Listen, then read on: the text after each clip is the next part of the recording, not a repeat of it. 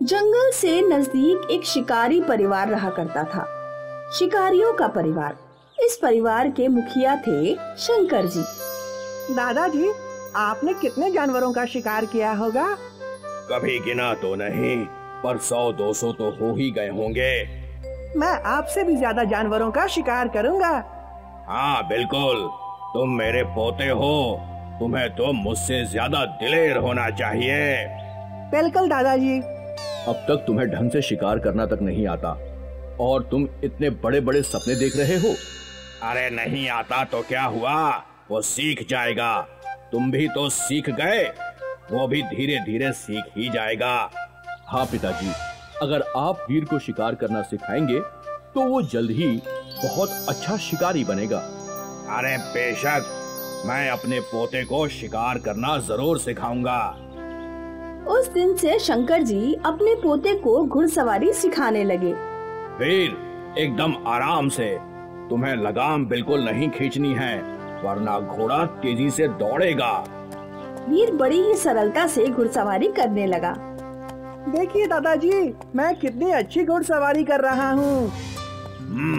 बहुत अच्छे मेरे बेटे, तू तो अपने बाप से भी तेज है। घुड़सवारी सीखने के बाद शंकर जी अपने पोते को तीरंदाजी सिखाने लगे। अपना हाथ एकदम स्थिर रखो और तुम्हारा पूरा ध्यान निशाने पर होना चाहिए। जी। शुरू शुरू में वीर का एक भी तीर निशाने पर नहीं लग रहा था, पर फिर बार बार कोशिश करने के बाद उसका लक्ष्य सुधर गया। अब उसके तीर लगभग निशाने पर ही लग रहे थे। वीर बहुत खुश था। देखा दादाजी, मेरे सारे तीर निशाने पर ही लगे। निशाने पर नहीं, पर लगभग लगभग निशाने पर लगे हैं। तुम्हें और अभ्यास करने की जरूरत है बेटा। वो तो मैं करता ही रहूंगा, पर अब मैं इस लायक हो गया हूँ कि आप दोनों मुझे भी अपने साथ शिकार पर ले चलो। शंकर जी कुछ पल सोचने लगे।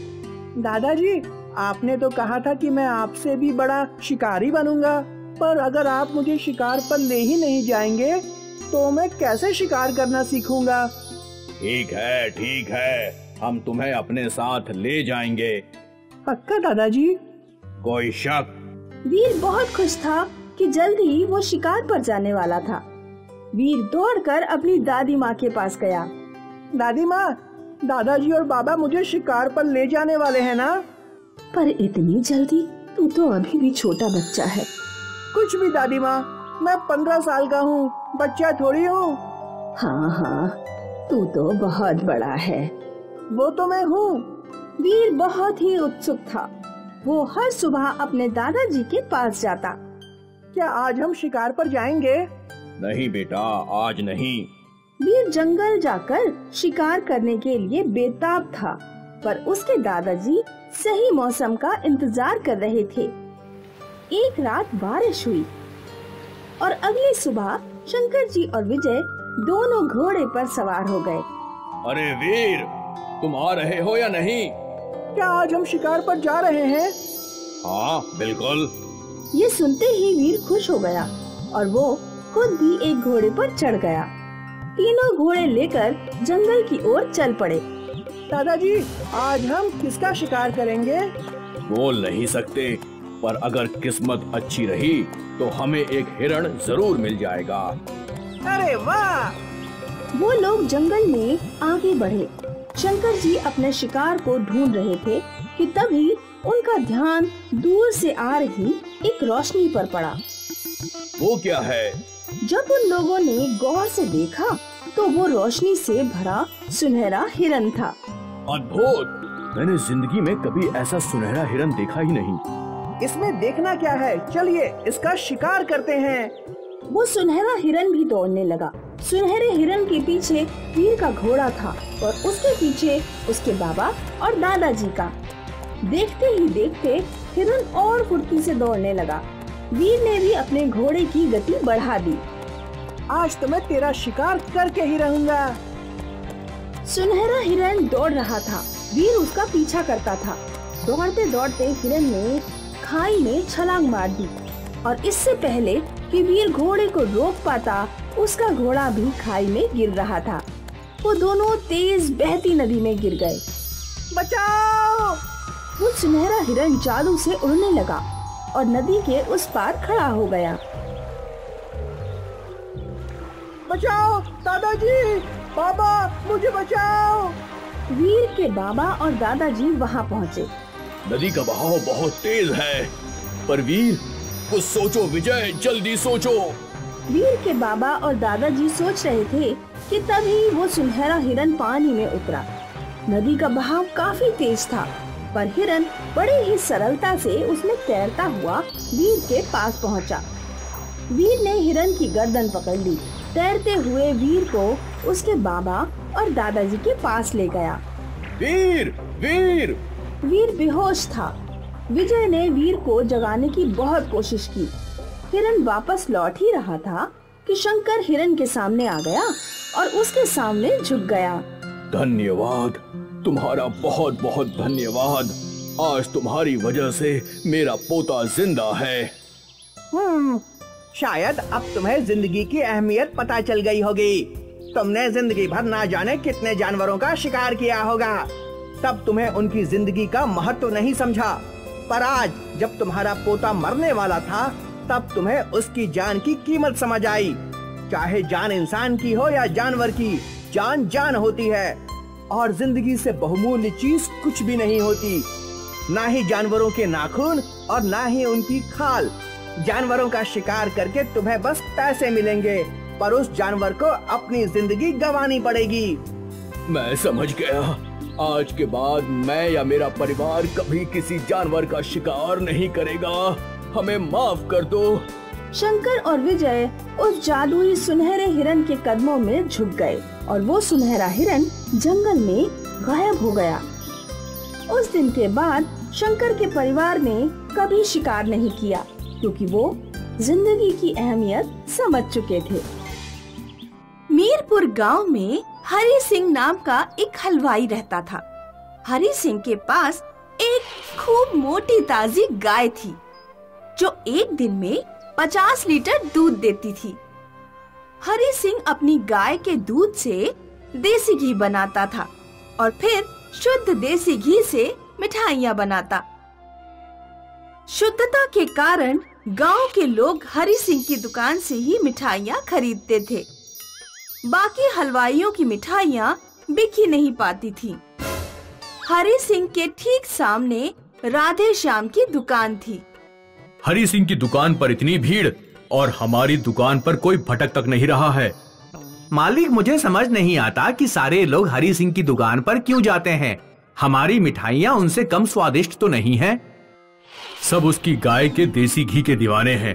उसकी गाय ना हुई कामधेनु की गाय हो गई। कभी ये बहुत गरीब था, लेकिन अपनी गाय की वजह से ये अमीर बन गया।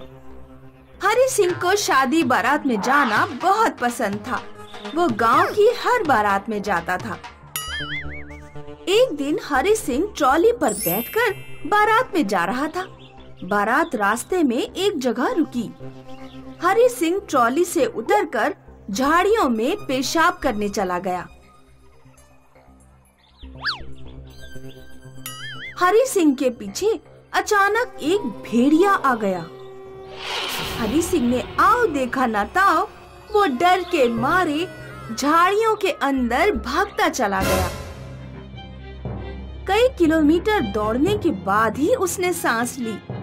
भेड़िए से तो उसका पीछा छूट गया, लेकिन वो रास्ता भटक गया। कुछ समझ नहीं आ रहा है, किधर जाऊं? हरि सिंह जंगल में एक ही जगह चक्कर काटता रहा और रात हो गई। लगता नहीं कि मैं इस जंगल से निकल पाऊंगा। हरि सिंह निराश होकर बैठ गया। तभी उसे कहीं से घंटी बजने की आवाज सुनाई दी। हरि सिंह ने आवाज का पीछा किया। उसने देखा एक बिल्कुल सफेद चमकदार गाय के गले में घंटी बंधी हुई है। ये गाय तो बहुत सुंदर लग रही है। हरि सिंह ने गाय को अपने पास बांध लिया और वो अपने परिवार के बारे में सोचने लगा। काश इस समय मैं अपने घर पर होता। गाय ने घंटी हिलाई और हरि सिंह अचानक अपने घर पहुंच गया। ये कैसे हो गया? इतने दिनों से तुम कहाँ गायब थे? जरूर तुम पड़ोस वाली विमला के साथ भाग गए थे। वो भी कई दिनों से गांव से गायब है। नहीं, मैं लाला चौधरी के लड़के की बारात में गया था और जंगल में भटक गया था। ये देखो, जंगल में मुझे क्या मिला। क्या कभी तुमने इतनी सुंदर और चमकदार गाय देखी है? ये तो साक्षात कामधेनु लग रही है। कामधेनु? हाँ, कामधेनु वो गाय होती है जिससे कोई भी चीज मांगो तो मिल जाती है। वेद और पुराणों में इसका जिक्र है। कहीं मैं इस गाय की वजह से ही तो जंगल से अचानक घर नहीं पहुंच गया। अगर ये कामधेनु है तो अभी पता लग जाएगा। हे गाय माता, मुझे गर्मा गर्म रबड़ी खाने को दो। गाय ने घंटी हिलाई और पलक झपकते ही हरि सिंह के हाथों में रबड़ी का मटका आ गया। तुम्हारी बात सच है, ये वास्तव में कामधेनु गाय है। कामधेनु गाय पाकर हरि सिंह की खुशी का ठिकाना नहीं रहा। अब उसे मिठाइयाँ तैयार करने की जरूरत नहीं पड़ती थी। वो सीधे गाय से मिठाइयाँ मांग लेता और दुकान पर रख देता। हरि सिंह ने गाय से बड़ा घर और जमीन भी मांग ली। उसने धीरे धीरे परिश्रम करना बिल्कुल बंद कर दिया। दुकान पर नौकर से काम करवाता और जिस चीज की जरूरत पड़ती कामधेनु गाय से मांग लेता। एक दिन हरि सिंह की पत्नी उससे बोली, इस तरह बिना परिश्रम किए सुविधा लेते रहना ठीक नहीं। ईश्वर ने हमें कामधेनु गाय इसलिए नहीं दी होगी कि हम बिल्कुल नाकारा और निकम्मे हो जाएं। तुम्हें परिश्रम करना है तो करो। कामधेनु गाय के होते भला मैं परिश्रम क्यों करूं? हरि सिंह ने अपनी पुरानी गाय का ख्याल रखना बिल्कुल छोड़ दिया था। उसका ख्याल न रखने के कारण वो गाय कमजोर पड़ने लगी। एक दिन राधे श्याम हरि सिंह के घर गया और उसने पुरानी गाय खरीदने को कहा। तुम्हें जो पैसे देने हो दे दो, वैसे भी अब पुरानी गाय का कोई काम नहीं है। राधे श्याम ने पुरानी गाय की खूब देखभाल की और उसके घी से मिठाइयाँ बनाकर बेचने लगा। राधे श्याम की कुछ बिक्री शुरू हो गई। उधर हरि सिंह बिना परिश्रम किए सारी सुख सुविधाओं का आनंद ले रहा था। एक दिन अचानक जब हरि सिंह सोकर उठा तो उसने खुद को पुराने घर में पाया। वो बाहर गया। कामधेनु गाय उसके आंगन से गायब थी। रुक्मणी, हमारी गाय कहाँ चली गई? और हमारा घर पहले जैसे पुराना कैसे हो गया? मैं भी सुबह से गाय को ही ढूंढ रही हूँ। दुकान की सारी मिठाइयाँ भी गायब हो चुकी हैं। मुझे जिसका डर था वही हुआ। तुमने परिश्रम करना छोड़ दिया था, इसीलिए कामधेनु गाय हमारे पास से चली गई। हे भगवान, ये तो अनर्थ हो गया। हरि सिंह जोर जोर से रोने लगा और चिल्ला चिल्ला कर माफी मांगने लगा। हे भगवान, कामधेनु गाय वापस दे दो। अब मैं रोजाना परिश्रम करूंगा, ऐसे नकारा नहीं बैठा रहूंगा। उधर जब राधे श्याम को पता लगा कि हरि सिंह की कामधेनु गाय गायब हो गई है तो वो बहुत खुश हुआ। राधे श्याम अपने नौकर से बोला, अब हरि सिंह अपनी दुकान तो नहीं लगा पाएगा, इसलिए हम अपनी मिठाई में खूब मिलावट कर सकते हैं। आज से शुद्ध देसी घी की मिठाई बंद, नकली देसी घी की मिठाइयाँ बनाना शुरू करो। राधे श्याम ने मिलावट करके अंधी कमाई करना शुरू कर दी। दूसरी तरफ हरि सिंह ने अपनी गलती से सबक सीखा और एक नई गाय खरीदकर उसकी खूब सेवा की और फिर खूब मेहनत करके शुद्ध देसी घी की मिठाइयाँ दोबारा बनानी शुरू कर दी। धीरे धीरे ग्राहक हरि सिंह की दुकान पर दोबारा लौटने लगे। उन्हें हरि सिंह की शुद्ध मिठाई और राधे श्याम की मिलावट भरी मिठाई का फर्क पता लग गया। राधे श्याम की बिक्री फिर से कम हो गई और हरि सिंह का धंधा फिर से अच्छा चलने लगा। लगता है भगवान हमें ये सबक सिखाना चाहते थे कि ईमानदार परिश्रम ही हमारी असली कामधेनु गाय है। अगर ईमानदारी से परिश्रम किया जाए तो देर सवेर इच्छित वस्तु को प्राप्त किया जा सकता है।